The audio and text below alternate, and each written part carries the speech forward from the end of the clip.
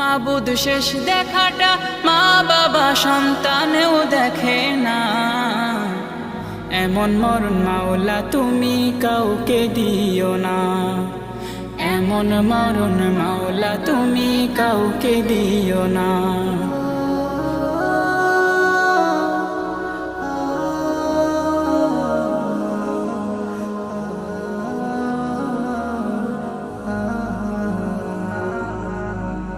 যে মরণ লাশ হলে কেউ চায় না গোসল দিতে, আসে না ছেলে বাবার কফিন কাঁধে নিতে।